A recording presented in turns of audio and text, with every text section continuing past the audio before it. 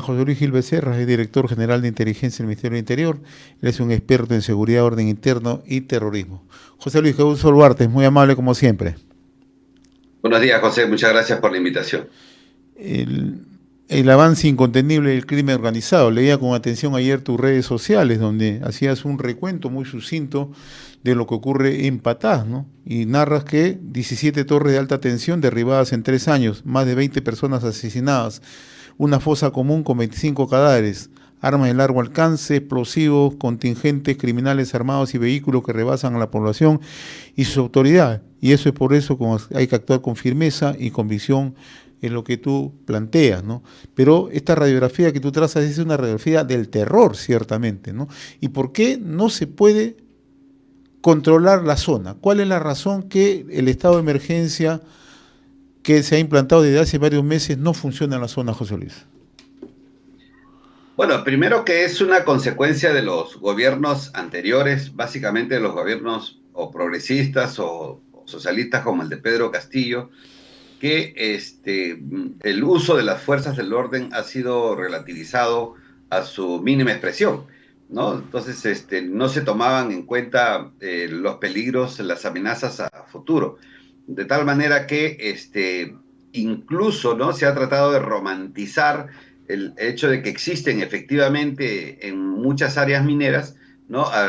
Mineros artesanales, cuyo camino ha tenido que ser finalmente respetando en algunos casos, la tradición ancestral, la minería, eh, tendrían que haberse pues aliado con la gran empresa. Entonces, la suma de todos estos desencuentros, de esta relativización de la fuerza de seguridad, de esta romantización de la minería artesanal que finalmente ha podido ser atrapada, secuestrada, manipulada y orientada de otra forma por las organizaciones criminales. O sea, no han querido ver que la criminalidad transnacional iba a meter sus manos sangrientas en esta área y iba a convertirnos en lo que nos está convirtiendo. Por lo tanto, creo yo que hay que tomar medidas duras, drásticas, reales, objetivas, que se sientan, si no, con plumazos no vamos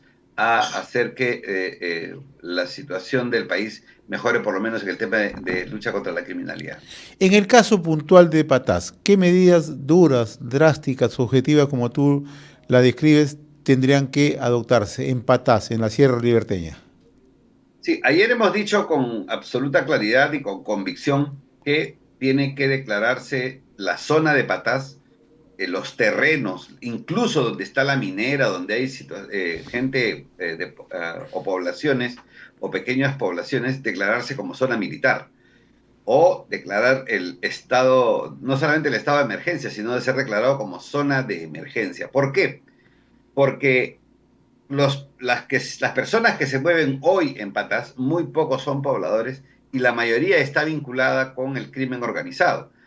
Tal es así que pueden utilizar incluso, ¿no es cierto?, como escudo humano a las poblaciones, mientras ellos usan armas, vehículos, explosivos, asesinan a las personas con toda impunidad, te queman torres, te revientan las torres. O sea, eso tiene que pararse declarando en la zona militar. De tal forma que todo lo que se mueva en un espacio donde hay producción minera de la que vive el Perú, en un gran porcentaje, ¿no es cierto? Estamos cuidando el recurso del Perú, tienen que tomarse estas medidas drásticas como una zona militar o como una zona o como una zona de emergencia, ¿no? Esto para impedir que cualquier persona pues esté transportando explosivos, cualquiera puede usar un fusil, cualquier ataque a un miembro de la Fuerza Armada es un ataque a la Fuerza Armada, no es un acto de sicariaje, de sicariato o es un acto criminal común y corriente. Estás dentro de una zona militar y por lo tanto en esa zona militar hay reglas, ¿no es cierto? Que el criminal no las va a cumplir.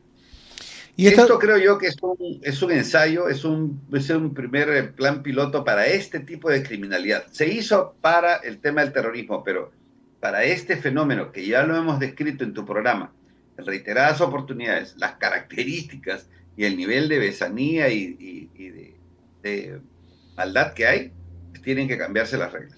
José Luis, una zona militar, ¿cómo funcionaría? ¿Quién estaría a cargo del control de seguridad en la zona militar? Bueno, a ver, técnicamente no existe la denominación zona militar, pero sí la denominación zona de emergencia, declarando un jefe político militar en la zona, que es un miembro de la Fuerza Armada, marino, del ejército, Fuerza Aérea, no hay problema, ¿no? Esto va a permitir que la Policía Nacional haga su trabajo, ¿no es cierto?, como corresponde, haciendo la investigación, deteniendo personas, poniéndolas a disposición del Poder Judicial. Entonces, el uso de la Fuerza Armada es para garantizar que la actividad policial sea, esté libre pues, de todas estas ataques que pueden venir, ¿no? Hay que poner bases militares, todo lo que corresponda a una zona declarada en emergencia, ¿no? Esto sería de la mano con la policía.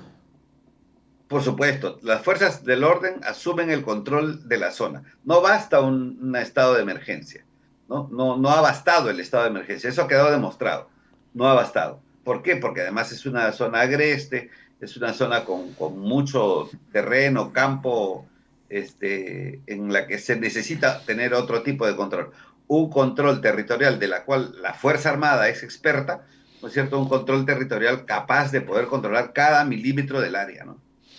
José Luis, ayer, hace 2 días, la Presidenta de la República, Dina Boluarte, ha hecho una exhortación al Congreso para que apruebe una iniciativa que tipifique el terrorismo urbano como una herramienta destinada a la lucha contra la delincuencia y el crimen organizado que afecta a nuestro país. Hace unos momentos, en una reunión que tiene lugar en la sede del Ministerio de Economía y Finanzas, donde asiste el presidente del Congreso, Eduardo Salguana, donde también está asistiendo el presidente del Consejo de Ministros, Eduardo de Arancén, Salguana se han comprometido que este miércoles están viendo en la sesión del Congreso este proyecto de ley para tipificar el terrorismo urbano. Me gustaría conocer tu punto de vista. Tú has luchado contra el terrorismo.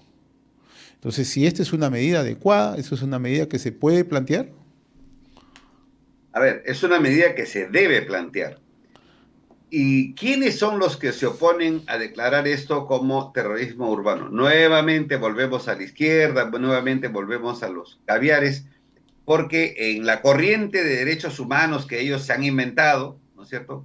Y que han diseminado a nivel mundial, que han controlado los sistemas de justicia en diversos países y que acá en el Perú han metido la mano desde hace muchos años para relativizar a la fuerza de seguridad. Entonces quieren imponer un concepto, claro, hecho por muchos estudiosos caviares, por supuesto, ¿no? En que el concepto de terrorismo solamente tiene que ver con la toma de poder de un grupo ideologizado, ¿no? Pero eh, como eso pertenece finalmente al pensamiento único, lo que tenemos que hacer es que surja el pensamiento crítico y aquí en el Perú, dadas las circunstancias, podemos evolucionar el concepto de terrorismo y además que hay terrorismo de origen ideológico y político, cuyo objetivo es la captura de poder, también hay terrorismo de orden criminal, ¿no es cierto?, que usa los mismos métodos del anterior. Por lo tanto, ¿no es cierto?, ya es irrelevante que tomen el poder del Estado o no.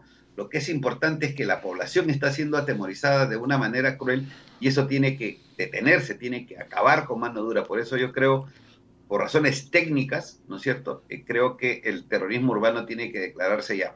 Más adelante, cuando se acabe el terrorismo urbano, ¿tendrá que derogarse la ley? Seguro. Pero hoy hay que dar las normas que tienen que darse. Y esta es una muy importante porque eso va a garantizar primero el plazo de investigación, ¿no es cierto? Porque tú agarras ahora a un criminal en Patás, lo tienes 2 o 3 días según la norma. Pero si lo agarras por terrorismo, tienes 15 días para investigar. Entonces, es más plazo para la policía, es más fácil poder hacer las diligencias para conseguir las pruebas del delito de terrorismo y el Perú sería pionero, ¿no es cierto?, en tener los dos conceptos, el terrorismo de orden ideológico y político y además tener el terrorismo de origen criminal. Ya lo acaba de hacer Estados Unidos, ya ha declarado organizaciones terroristas, o sea, ya el camino en el plano internacional está allanado. No tenemos por qué ponernos de costado, de perfil, temiendo por el buenismo o el correctismo político que nos vayan a cuestionar. Hay que dar el paso adelante, hay que decir que son terroristas, urbanos o del campo también, pero tenemos que avanzar. No podemos estar en el mismo punto, muerto de hace muchos años, en que los caviares nos pusieron cadenas y trapos para no hablar. Es decir, no puede ser. Eso ya tiene que terminar, José. Yo te escuchaba con mucha atención hace unas semanas cuando tú participabas en una reunión donde participaron dirigentes de partidos políticos para plantear medidas para contrarrestar el avance del crimen organizado, ¿no? Y tú hablabas que había una cultura, ¿no? Una cultura ya instaurada en nuestro país, ¿no? Del delito, pero además que esto era ya un problema de seguridad nacional. Te lo pregunto por qué, porque conversamos hace unos días con Carlos Neuhaus, que es presidente del Partido Popular Cristiano, y hace unos días los representantes de varias agrupaciones políticas se han reunido para plantear un conjunto de propuestas. Entre ellos, algo que ellos consideran que la necesidad de construir un megapenal, un penal de alta seguridad para 20.000 personas, ¿no? Y esto se lo pregunté a Carlos Neuhaus si esto se puede hacer también con el apoyo de los privados. Me dijo que es una cuestión de conversarlo para viabilizar. ¿Esta es una buena medida?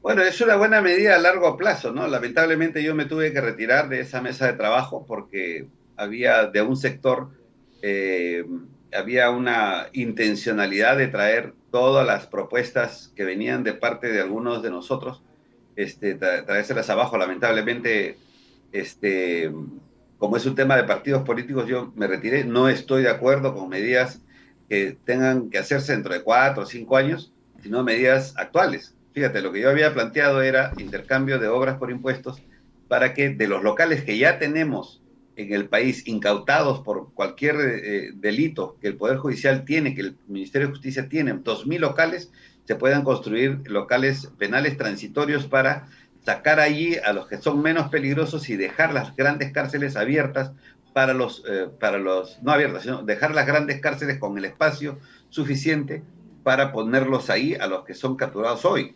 O sea, estas medidas, cuando a veces nos confundimos en estrategias, estas medidas a futuro, dentro de 4 o 5 años, la verdad que no resuelven nada, porque al siguiente gobierno se le va a ocurrir otra cosa y al siguiente otra cosa, y todas esas buenas intenciones se fueron. Hay que comenzar por cosas pequeñas, rápidas, operativas, ejecutables, ¿no? Yo lamento mucho no haber terminado de participar en ese grupo y les deseo suerte en las propuestas muchas de las cuales no estoy de acuerdo. Otro tema, José Luis, ¿no? Y que tiene que ver con este avance del crimen organizado en zonas mineras, ¿no? Y me lo están preguntando insistentemente a través de las redes sociales. Lo que está ocurriendo en Patás, si no tomamos medidas de prevención, nos dicen que también puede ocurrir con suma facilidad en otras zonas donde hay minería ilegal en el país, ¿no? Te pongo un ejemplo, tú conoces muy bien la topografía social de Piura. La minería avanza en lugares como Suyo, como Sapillica, parte de Tambo Grande, parte de Paimas, en Ayabaca, en Las Lomas. Toda esta zona está ahora con presencia de minería ilegal, ¿no? Y es una zona de frontera. ¿Qué puede pasar? Te pongo este ejemplo, igual te lo puedo poner lo que ocurre en Rinconada, en Ananea, en Puno, igual te lo puedo extrapolar un poco al tema de lo que ocurre en Arequipa, ¿no? En Chala, en Carabelí, o lo que puede ocurrir en Ica. Te planteo esta pregunta muy puntual. Si no tomamos medidas, corremos el riesgo de que este crimen organizado trasvase y haga acciones similares a estos sitios donde opera minería ilegal. Te puse el ejemplo de Piura, te pongo, y puede ocurrir en otro punto del país si no tomamos acciones. ¿Puede ocurrir esto? A ver, ya está ocurriendo, ¿no? Ya está ocurriendo en otros emporios mineros y está ocurriendo lo que ocurría al principio en Patás. Primero están llegando los extranjeros, están tratando de controlar la minería ilegal, los mineros artesanales están comprándole su mercancía. Entonces, la estrategia criminal contra la minería está en marcha. El caso más grave, la punta del iceberg en el tema minero es Patás. pero que no se esté dando o no se haya empezado ese proceso en las demás emporios mineros, no es cierto. O sea, ha empezado, ya está en camino, está en marcha. Por eso es que hay que tomar una medida pronto a manera de plan piloto, porque se requiere hacer que las Fuerzas Armadas y la Policía Nacional hagan un trabajo real. No olvidemos nuevamente, José, que gran porcentaje de la economía peruana se sostiene en el tema minero en el Perú. Entonces, no solamente es Piura, también es el centro, también es me parece que es en Apurímac, ¿no? En Huancavelica. Ya hay noticias, me han escrito por redes de gente que dice, lo mismo que está pasando en Patás está comenzando a pasar acá. Entonces, esta es una alerta y yo creo que el Estado peruano tiene que tomar en consideración. Y ojalá, por mí fuera, todos los emporios mineros durante 365 días deben ser declarados zona militar. Incluso soy tan agresivo en este tema para decirte que algunas empresas mineras o algunas áreas de zonas mineras deben ser declaradas zonas de la Fuerza Armada. Porque si no, los fascinerosos, los políticos, todos saben de dónde sacar dinero, ¿no es cierto? No solamente dinero y de dónde sacar la materia prima como es el oro por el que han venido los criminales extranjeros. Entonces, si no tomamos medidas radicales, si no hacemos un trato con la empresa que comprendan que esta es una forma de ayudar, que lo mismo que está pasando en el Perú está pasando en Colombia, va a pasar en Chile, está pasando en otras partes del mundo. O sea que no es que aquí los señores capitalistas, los de otros mundos digan, no, saquemos nuestra plata del Perú porque ahí han declarado zona militar.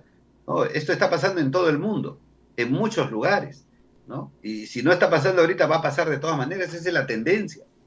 Entonces necesitamos que hacer un mapeo de cuántas empresas, que haya un sinceramiento, porque también no vaya a ser que hayan empresas que estén diciendo, no, acá no pasa nada, y estén pagando por lo bajo. No le están haciendo un favor al país. Pueden estar haciéndole un favor a sus números, pero no le están haciendo un favor al país. Entonces acá tiene que haber un sinceramiento de qué empresas están siendo, ya sienten que en sus alrededores, ¿no es cierto?, con la minería ilegal, la minería artesanal, la minería no formalizada, ya están teniendo este tipo de problemas, ¿no? Muy bien, José Luis, yo te agradezco como siempre la amabilidad. Sé que tienes una agenda bastante apretada, nos permitiste unos minutos y como siempre, gracias por la cordialidad con RCR. Muchas gracias, José. Buenos días. Buen Buenos día. días, señor. Buen día. Conversábamos con José Luis Gil Becerra, director general de inteligencia del Ministerio del Interior y una persona muy versada en temas de seguridad, orden interno y lucha contra el terrorismo.